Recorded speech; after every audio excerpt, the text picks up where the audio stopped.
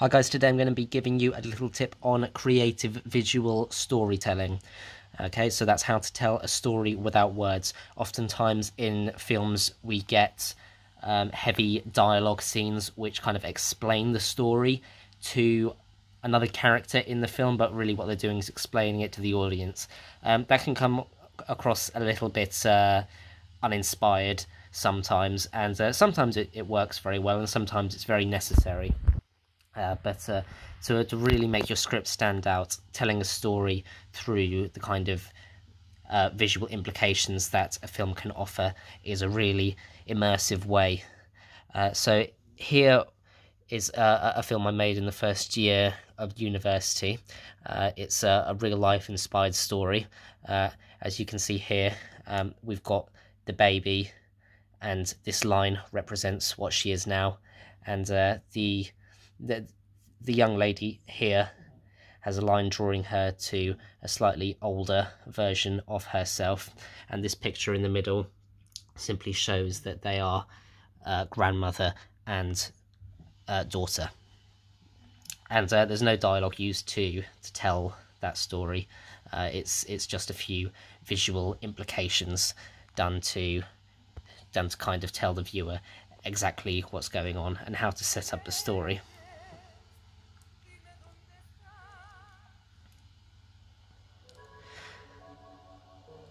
There's also this jar implication which represents the minds of the two characters that we have. So as you can see, it's got all these emotions being put into the jar which represent her life right now, and wartime footage, both a mix of found footage and footage that we personally shot.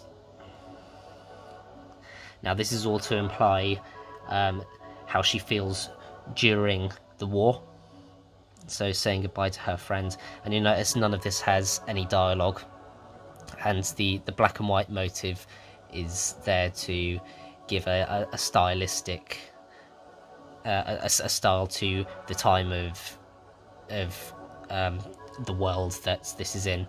And this girl represents the granddaughter, and here we can see again no dialogue that she is leaving the country away from her father, and they both represent a visual way of telling the audience exactly, you know, what's going on without any dialogue, and how they feel using the jar as a motive. When the jar smashes here, that represents the emotions kind of bursting out.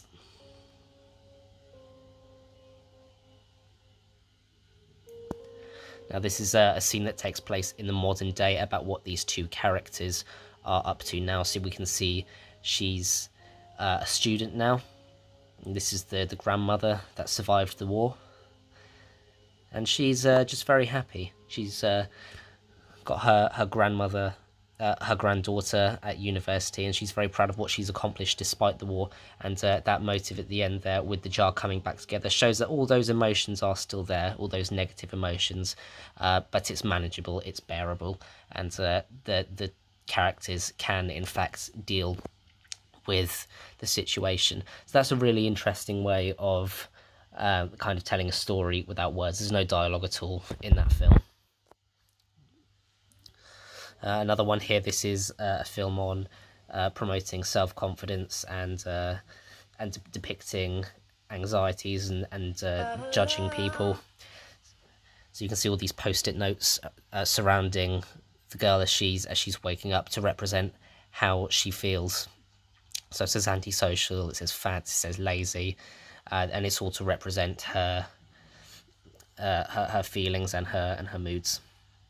Again, without any words, it's just her going about her normal day, but feeling very upset and feeling that this is the way that the world views her.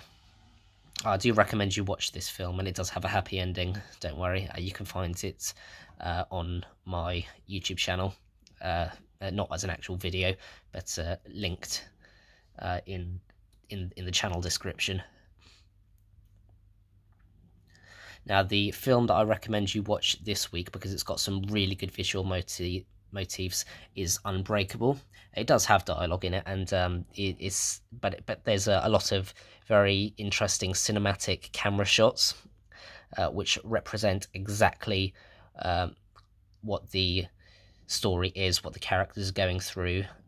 Lots of interesting rotating angles and just really interesting cinematography. If you watch the film once and then watch it again, perhaps a few months later, you'll really start to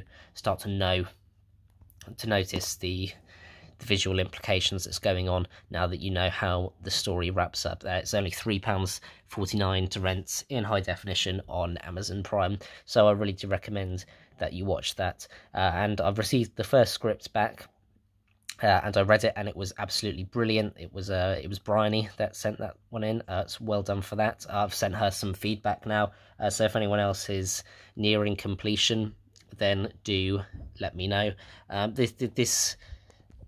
This tip is both about the screenwriting and the filmmaking. Perfectly acceptable to use dialogue in your film, but these are some interesting ways on how you can kind of represent the happenings and the incidents that occur in the film, without just characters explaining away everything.